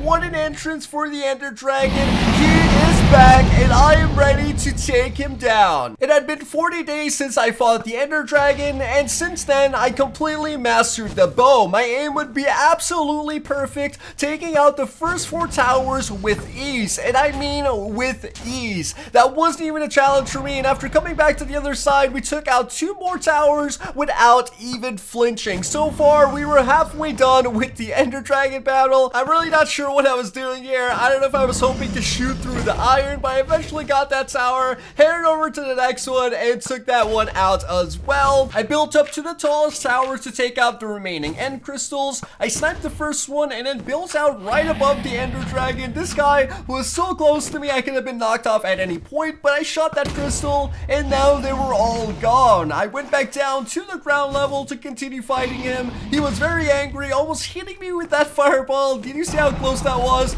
But he eventually flew down to the portal where I could finally start getting some shots off. After this, he had been taken down to about half health, and I would use my bow to inflict further damage. I had gotten so much better with my bow, I would hit him almost every single time. And with my new enchantments, it did quite a lot of damage. As you can see, I hit him 3 times in a row. At this point, the Ender Dragon had probably regretted coming back because I was absolutely owning him. With my bow, he did not stand a chance. I would snipe him from any range, dodging all of his fireballs until he flew down to the portal once more. But as my victory inched closer, the Ender Dragon retreated, but there was no escaping my bow, and with the final shot, I defeated the Ender Dragon for the 2nd time. Can you guys believe it? I defeated the Ender Dragon twice in the 200 days series. I wonder how many times I could actually do this. But after collecting all of the experience, I was hoping for over 30 levels and would get barely 26. This didn't turn out to be as prosperous as an endeavor as I was hoping it to be, so I returned to the overworld and immediately went back down to my skeleton mob grinder. I guess I should have stayed here in the first place. I would remain until I got over 30 levels, and then I went back to my enchantment table where I got Bane of Arthropods 4, Fire Protection 1, Protection 1, and finally 2 Efficiency 2 books, which I can combine to get Efficiency 3. I immediately went over to my anvil, combined those 2 books, and got the Efficiency 3 book, and then combined both Efficiency 3 books to get Efficiency 4.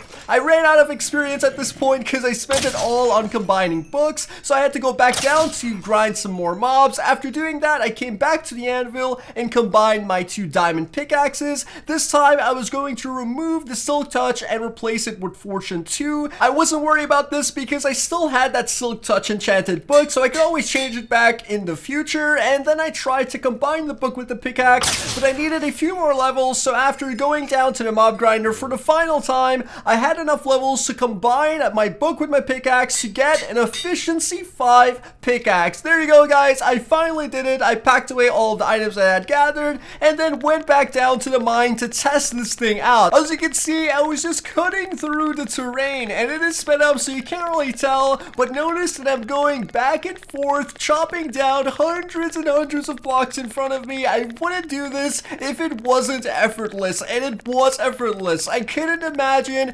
insta mining with a level 4 beacon. I continued to do this into day 179 because I wanted another good round of mining, and after taking out all of those blocks at the bottom level, we now had this massive bottom floor, which was absolutely unimaginable at the beginning of day 100. After I did that, I went down to the end of the tunnel and started to strip mine. Instead of taking out all of the blocks like I was doing before, I would just mine through to find as much ore and diamonds as I possibly could. As you saw, I was already doing very well, and this would be the start of one of my greatest mining sessions in the 200 days series so far. Leaving it mostly uncut to show you guys exactly where I'm finding all of these ores, I was so surprised after just a little bit of mining I would get so many blocks. Iron is what I mainly wanted, but I also wanted to find mine a ton of diamonds, not just because they're diamonds, but because I have a Fortune 2 pickaxe,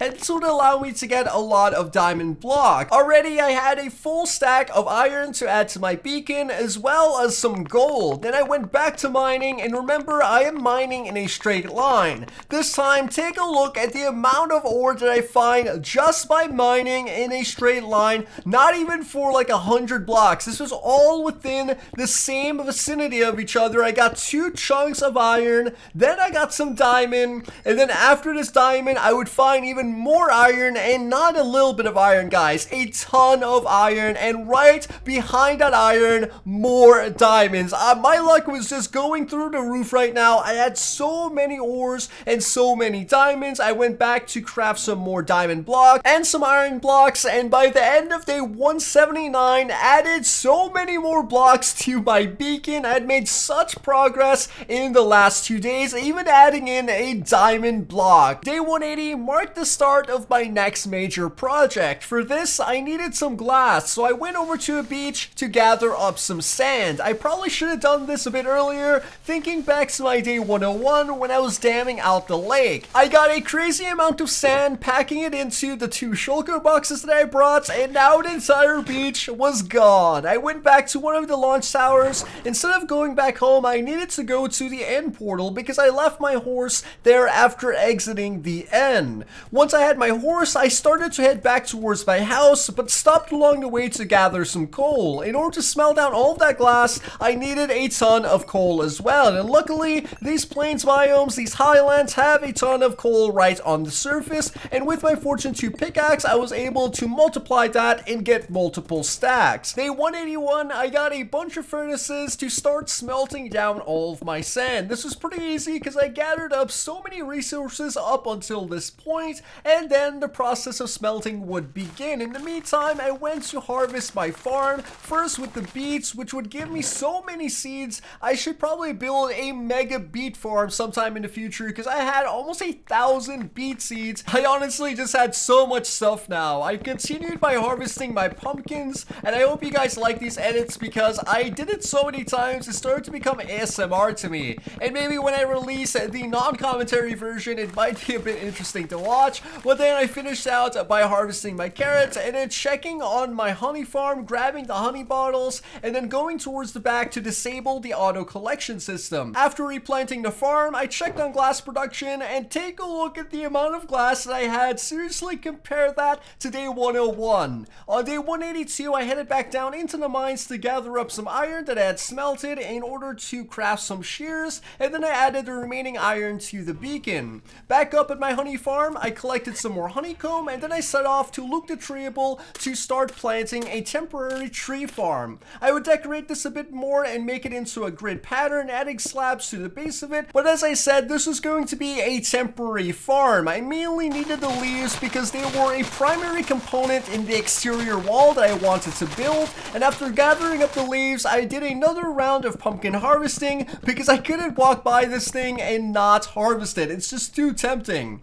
Then I made some stone bricks and went over to my honey farm to gather up some more honeycomb, and at the end of day 182, I started the construction of my exterior wall. By first placing down the outline using stone bricks, they would have a space of 3 blocks in between which would contain leaves, and since they had leaves, I had to dig out the stone that was right beneath it and replace that with dirt. On day 183, I continued the construction of the wall by building up the pillars, and from the top of the pillars, continued building over until all blocks were 3 blocks tall. Swapping in between stone bricks and leaves, I would do this until I reached all the way to the other end. Now, what I was trying to do was to create a multi-layered base. Instead of having my farm somewhere else in the map, I would just have them surrounding the house, sort of like a Garden of Eden with my house at the center. So I would have my house a layer of defense, and then another wall containing all of my farms, and possibly another wall containing all of the trees, and then another wall with the final layer of defense made out of obsidian or something. So this would be a pretty cool design, and it doesn't have to be square as well. I can make the first one square, and then the next one circular, or the next one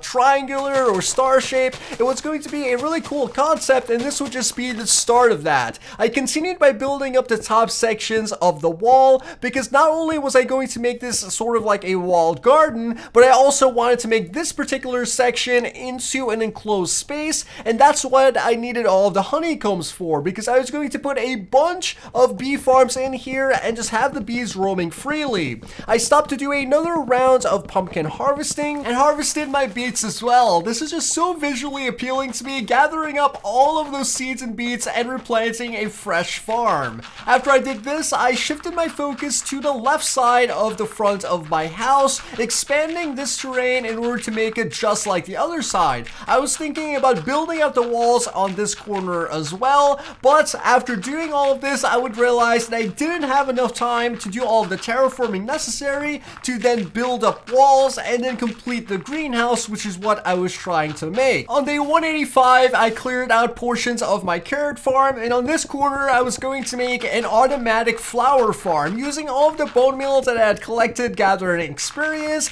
I outlined an area for my flower farm, removed the floor, and replaced it with dirt. This farm would serve two main purposes. First, it would give me all of the dyes that I needed for stained glass, as well as flowers for breeding bees. After doing this, I went over to make some pistons, and after crafting a few, I had to go down to my mines to get some iron from my beacon, as I had no iron left. But I replaced this iron with a block of diamond and used that iron to make more pistons, as well as some hoppers. I placed down some pistons and crafted the remaining hoppers and continued working on my farm. After placing down some observers and a bit of redstone, I was nearly done with the entire design. All that was left to do was to place a dispenser in the ground with observers behind it, and then a line of hoppers leading out to the front. I fenced out the area to make it look nice and tidy, and then after it was completely finished, I added in the bone meal into my chest and then tested out the system. So here's the system working. It is not spawning in any flowers at the moment because there is dirt there and not grass blocks. I somehow had to connect up this grass to that dirt and give it time to grow, but in the meantime, construction on the roof began at the end of day 186. This led into day 187, where I was building out the top sections of the roof made out of stone brick staircases. With this completed, I connected up the two walls using stone bricks, transforming an open air design into something that looked more like a greenhouse. The glass would sit in between the stone bricks, and the stone bricks would run along the entire length of the walls. Of course, creating such a large and flat roof would leave a lot of space for hostile mobs to spawn, so I had to place down a ton of torches up here in order to make sure that this didn't happen. Almost 3 stacks of torches. Take a look at the entire outline now completed. It looks pretty cool on the inside as well, and towards the end of day 187, I did another round of pumpkin harvesting. I wonder how many comments is going to point out that I basically spent the entire half of my 200 days harvesting pumpkins,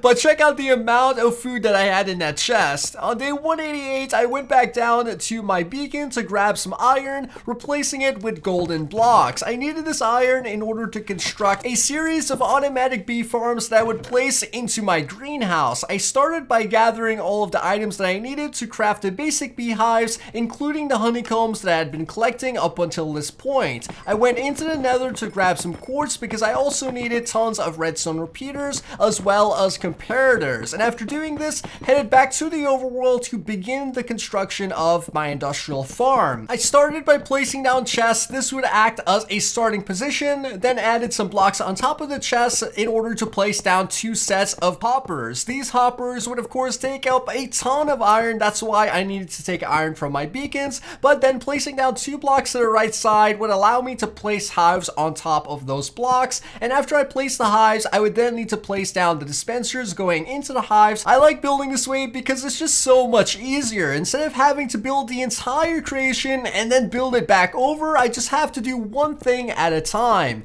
After placing some blocks at the back of the hoppers, I then dug out a space for redstone towards the bottom of our contraption. I did this one more time so you guys could see it, and after doing that, grabbed some redstone torches and placed redstone torches beneath the bottom hopper. Then I added in all of the redstone comparators with redstone right in front of it, finishing out the bottom design as well by placing down our redstone repeaters going into those torches, extending out the back layer now for the final bit of redstone. Luckily, I didn't fill in the roof just yet, making the last placements of redstone so easy. Just look at this. I placed out the comparator, the redstone dust, and then a block right on top, the block that I need, and then use that block to jump back up to the top of the roof. That's honestly just perfect, and I finished up the farms by adding in the items to filter out the honey blocks. Now it was time to test out my flower farm because the grass had finally grown, and just after only a few moments of using this thing, I would get so many flowers. Check out the amount of flowers that I had. I can now have so many bees, as well as I could dye all of the glass I ever wanted. At the end of day 189, check out that chest filled with seeds and flowers. With the bee farms completed, on day 190, it was time to cover up the roof and make the enclosed greenhouse. I started to add in all of the glass in between the stone bricks, and while I was doing this, some pillagers paid me another visit.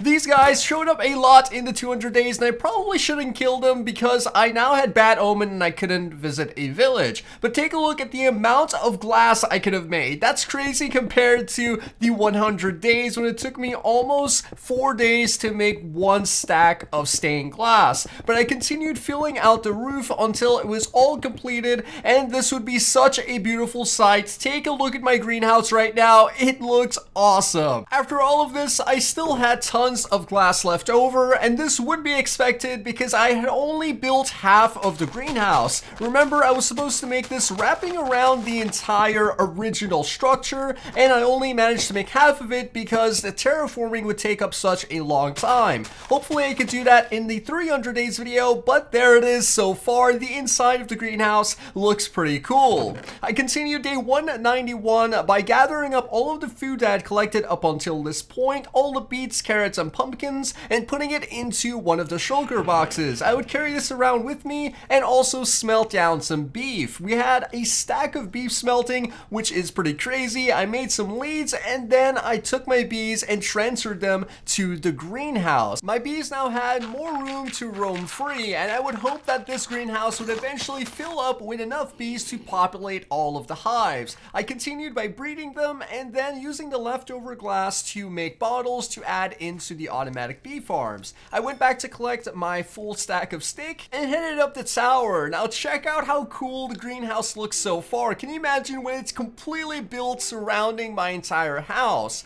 Now I set off to a swamp in order to get some more slime balls, and along the way I stopped at a flower biome to pick up some red dye in order to make dyed concrete, as well as to kill time. And on day 192 I arrived at the swamp. I mainly was here in order to get some more slime balls to make a retractable bridge. I wanted, before ending out the 200 days, to upgrade my old trapdoor bridge to something made out of slime, something a bit more advanced. I would fight throughout the night, only getting one mega slime, but running into a lot of creepers and other mobs that I really didn't need. Just check me out using my bow, sniping them all before they got close to me. This would be helpful as well to gather up gunpowder from the creepers, since I really didn't need to be near them in order to kill them. Knockback on my bow would be very helpful because every step that they took forward, I would knock them 10 blocks back. I fought through the night and in the morning headed back home using my elytra. On day 193, I arrived back home, and once I was here, I used the gunpowder and combined it with paper to make some more fireworks. I checked on a few enchantments. I wanted to upgrade my sword, and luckily Sharpness 4 was the next enchantment that I could get. I only needed a few more levels, and after getting Sharpness 4, I would combine it with my sword,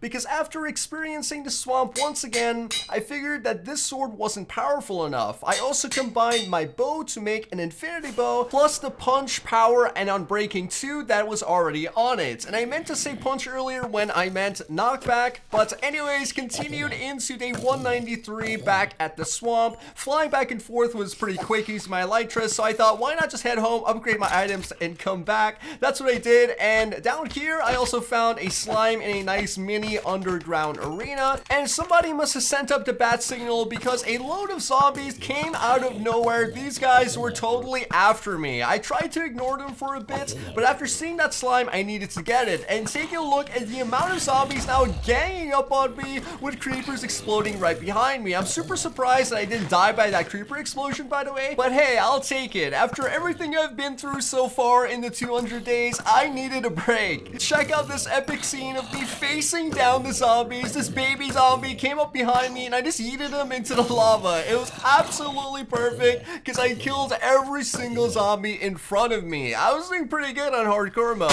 Then a creeper exploded and I continued fighting some more spiders. These guys would get easily sniped from 10 billion miles away, and then I would continue to kill all the remaining mobs, including an enderman. As the sun rose, the swamp gifted me one more mega slime. I'll take it. And after doing all of this, I headed back to my base once more. While I was here, I went to assess all that I had gotten. Only 3 slime blocks combined with the 11 that I already had would equal 14. Not even close to the over 20 that I needed in order to make the slime block bridge. So I went back down to my mine to dig out a slime chunk that I had previously found. As you guys remember, one of the slimes had spawned in this area, so I thought digging this out would be much better than fighting in the swamps, which was kind of inefficient, and I would need this going forward in the series anyways. I would clear out an absolutely massive area, as well as I would clean up the edges and make it into a nice cube.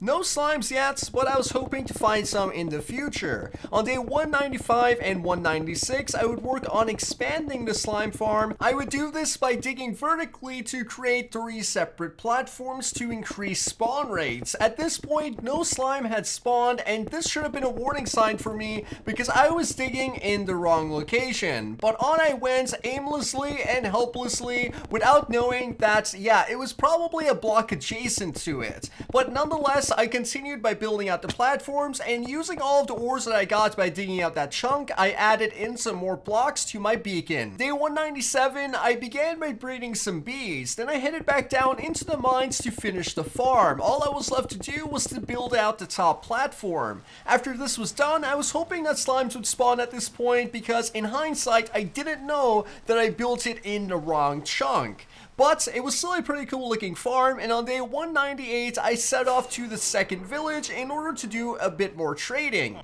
I would use all of the food that I still had left over to get more emeralds in order to finish up the 3rd layer of my beacon, which would be a goal for the end of the 200 days. After unlocking all of the trades to master level on this farmer, I was able to trade pumpkins, beets, as well as carrots, getting almost a full stack of emeralds. Then I had to go check his friend. He would allow me to trade beets with him, but the limit wasn't that high and he didn't accept pumpkins. So I headed back home, remembering that in my 3rd village I had a cartographer that would trade me for glass panes as well as for paper. So I made some glass panes and then headed over to my auto sugarcane farm to grab all of the sugarcane to make paper. And after processing the sugarcane into paper, I set off to the 3rd village to find a cartographer. Then I traded the glass panes to get emeralds as well as the paper to, of course, get even more emeralds, taking me up to a stack and a half. I was really hoping that this would be enough to finish the 3rd layer of the beacon, but after all of my trades, I headed back down into the mines to make some more emerald blocks. I would get 10 emerald blocks in total, as well as 1 iron block. Adding them all to my beacon, I would come so close to finishing it. And with not a single slime spawning in my farm, it had been confirmed to me that I dug in the wrong spot. So I looked up my seed to check the slime chunks, and it was only 1 chunk adjacent. So I went ahead to start digging this thing out, but since I needed a lot of ore to finish my beacon anyways, digging this out would be beneficial in 2 ways: to create the farm for 1, and second, to get the remaining blocks for my beacon. And by the time that I would finish clearing out the bottom floor, there was already a slime that had spawned in here. Look at this guy. This was an amazing sight for me. I don't know why I didn't confirm this before digging out 3 layers, but nonetheless, this gave me 2 more blocks of iron to add to my beacon, and I ended day 198 by checking out another big boy that spawned in my farm, or just a chunk over, which means that there is another slime chunk right next to me. Day 199 began with me hanging out with my bees, and then I went to the 3rd village to trade with the weaponsmith. I had gotten a lot of coal from the excavation of the 2nd slime farm, and I also checked up on the cartographer whose trades had refreshed. He still accepted what little paper that I had, and with my glass panes, I would get over over half a stack of emeralds. Now, if you think back to where I started in the 100 days, day 1, back in that snowy biome is where I headed, looking for another village to do some more trades. While I was going there, I saw a broken portal and gathered 2 golden blocks to add to my beacon. If you want to know where I was specifically, there is the bridge that I first built on day 1. Already, I'm getting nostalgic. I can't imagine watching this a few years from now, but after seeing that bridge, I continued forward until I found another village, and this village would be absolutely amazing. They had carpets, they had nicely dressed villagers, their streets looked pretty cool. I mean, why didn't I find this sooner? I'm so glad I have the elytra now, and check out this villager, this tiny villager sleeping in the bed. I didn't even disturb him. I just went and found a different bed, and before I did that, I did also steal a diamond. Don't mind, I'll just yoink that, and then kick this guy out of his bed and sleep. And after doing that, he also accepted coal trades, so I could come to this village as well in order to trade coal. And after doing that, on day 200, I set off back to my house, but I found another village. And this village would be even better. Not only did it have an iron golem and nice looking streets, but it had 4 farmers. 4 farmers. I could come here and trade endlessly with these guys. I cannot wait for 300 days. I'm already exploring so many things that I want to come back to. And look, another guy that trades coal. This is gonna be awesome. And take a look at this beautiful terrain. That is so cool. I mean, I cannot stop looking at that thing with the shaders. It looks absolutely crazy. And right beyond it, it has this amazing natural structure of highlands. It is just so cool just to see all of this at the very end of the 200 days, leaving so much room for future excitement. Back in my mind, I made some gold and emerald blocks to add to my beacon, and this would be just enough to almost finish it. I just needed a few more blocks, and I was gonna finish it before this video was over. I stopped to kill this fat boy because I was just so happy to see mega slime spawning in my farm. I skipped a lot of the mining. I just showed the part where I got the diamonds, but check out just the bottom floor of my mine. It was absolutely massive. And finally, my level 3 beacon. I'm hoping for level 4 in the 300 days, but so many diamonds went into that. I couldn't imagine, even compared to day 150, that I would get that many diamonds. I headed back up through my house, just giving you a nice feel of everything. Up my bubble elevator, up my redstone elevator, through my fancy, nice, modern house, and then out the front door. This is all that I did on the 200 days of Harcore Minecraft. I hope you guys enjoyed the video. I hope you enjoyed seeing my adventures and the way that I edited it. Drop a like down below, leave a comment, and subscribe. I really appreciate all the support, guys. I absolutely love all of you that are watching. This was Twiistz, and I'll see you all next time.